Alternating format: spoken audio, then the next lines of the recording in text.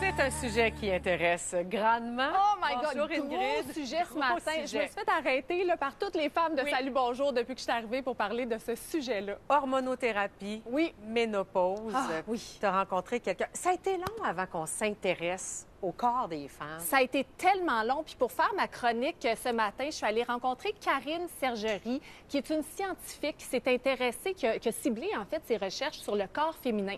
Et d'entrée de jeu, elle me dit que ce n'est qu'en 97 au Canada qu'on a inclus les femmes dans les protocoles de recherche. Avant ça, c'était les hommes. On faisait les recherches sur les hommes, puis on appliquait les résultats aux femmes.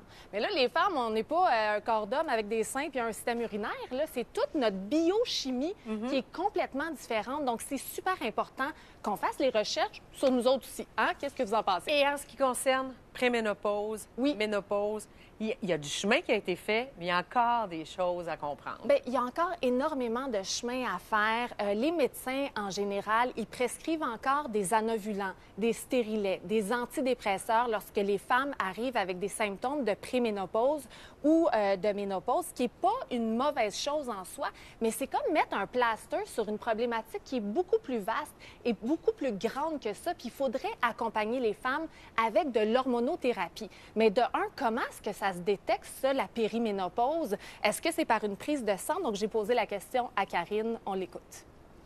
La prise de sang peut ne pas révéler une préménopause et j'explique pourquoi. La façon que ça fonctionne, dans la première moitié du mois, c'est tranquille, il ne se passe pas grand-chose. Et là, soudainement, bien, on a une montée de la FSH et l'H, et là, on a la production d'estrogène qui augmente et on a la production de l'ovule. Ensuite, bien, l'estrogène reste quand même relativement élevé, mais après la production d'ovule, on a la montée de la progestérone. Et c'est la danse entre les deux qui fait qu'on se sent bien, qu'on est heureuse. Et c'est là qu'on va déterminer aussi si on a une problématique de préménopause ou de ménopause. Donc, au niveau du dosage de l'estrogène et de la progestérone. Et donc, c'est généralement 6 jours avant l'arrivée des règles où on va faire une prise de sang. Et si on voit, par exemple, que la progestérone est basse, que l'estrogène est bas, bien là, on va dire, OK, effectivement, tu sembles être en préménopause. Ceci étant dit, on peut arriver sur un mois où, là, tout s'est bien passé, une belle production d'ovules, belle production d'estrogène, de progestérone. Et là, on va dire, ben non, tes niveaux sont normaux, mais le mois suivant, la femme, catastrophe, elle ne se sent pas bien. Donc, généralement, ce qui est recommandé, c'est que les médecins évaluent la femme en fonction de sa symptomatologie.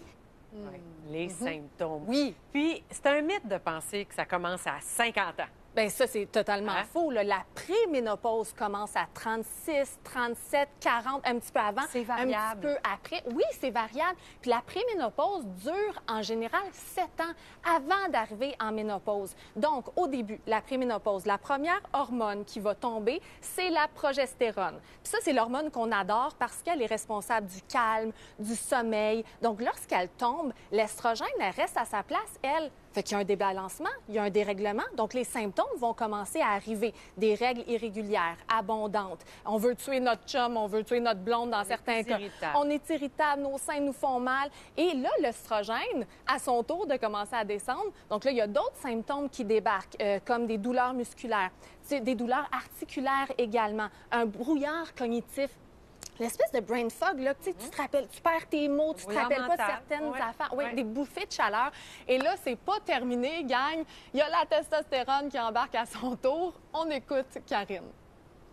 La femme, comme si ce n'était pas assez, bien là, il y a aussi la baisse de la testostérone qui dit, moi aussi, je gère certaines choses et j'arrive avec mon lot de symptômes. Et là, baisse de libido. On voit aussi l'énergie, une fatigue persistante. On voit aussi une perte de masse musculaire. Il y a des belles études qui démontrent qu'on va avoir une perte de ce qu'on appelle en anglais la drive, tu sais, le désir d'initier des choses. Ah non, ça me tente pas, j'ai le goût d'être devant ma télé Netflix, j'ai plus le goût d'aller voir mes amis, j'ai plus le goût d'avoir des soupers. C'est ça. Et ça, c'est associé à la testostérone qui diminue. Donc, c'est, je dirais, l'ensemble des 3 hormones qui fait qu'on se sent bien. Mais là, c'est même pas fini. L'histoire, elle va encore plus loin parce qu'il y a aussi, en préménopause et ménopause, généralement une moins bonne gestion des niveaux de cortisol. Ça veut dire que là, il y a un dérèglement au niveau de l'axe HPA, l'axe qui est responsable de la réponse au stress. Et là, bien, on produit plus de cortisol de manière chronique.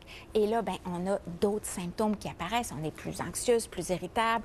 On a une prise de poids au niveau du ventre, un gras gras abdominal qu'on n'aime pas parce que c'est un gras qui libère des molécules inflammatoires, donc qui va augmenter l'inflammation. Puis la baisse des estrogènes, les estrogènes, on n'en parle pas, mais ce sont de puissants antioxydants. Dire qu'on a longtemps dit que la testostérone, c'est une affaire de gars. Bien, c'est pas vrai.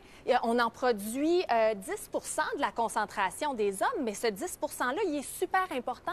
C'est ce 10 %-là qui va nous donner la drive, le goût de faire des affaires, des activités, la libido également, les sécrétions vaginales aussi. Ben oui. Donc, elle est super importante. Le 10 on le veut. Maintenant, est-ce qu'on meurt avec nos hormones? Est-ce qu'il faut les garder jusqu'à temps qu'on aille 6 pieds sous terre? On écoute Karine. On a même déterminé, certaines études laissent à croire que l'hormonothérapie pourrait ralentir la progression de la détérioration cognitive. Fait que ça devient intéressant. Je dis toujours, quand on commence l'hormonothérapie, bien, c'est important d'évaluer les risques. Oui, c'est une chose. C'est important d'évaluer aussi les bénéfices, mais c'est aussi important d'évaluer les risques de ne pas utiliser l'hormonothérapie. Parce que, on le sait, la baisse des hormones sexuelles peut être associée à une augmentation du risque d'ostéoporose. Tu sais, il y a une femme sur 2 qui va souffrir d'une fracture ostéoporique après 50 ans. L'augmentation des maladies cardiovasculaires, parce que le profil lipidique change, le cholestérol change, le bilan au niveau du cholestérol. On n'a plus les estrogènes qui sont des antioxydants puissants. Donc, c'est un choix personnel, mais je dis, réfléchissez-y et ayez une discussion éclairée justement avec votre professionnel de santé avant de prendre la décision. L'option existe. Oui, exactement. Puis il y a tellement de choses à dire. Là, j'aurais pu vous en jaser pendant 1 heure de temps. Il n'y a pas de baguette magique non plus. Hein. Si on mange du McDo 3 fois par jour, pas d'exercice, on boit du vin à pu finir, là, ça aidera pas non plus. Non. Donc, il faut avoir un mode de vie qui est équilibré en plus de tout ça. Il faut s'aider. Oui. Il faut s'aider, puis il faut accepter l'aide si elle est disponible. Oui, absolument. Merci.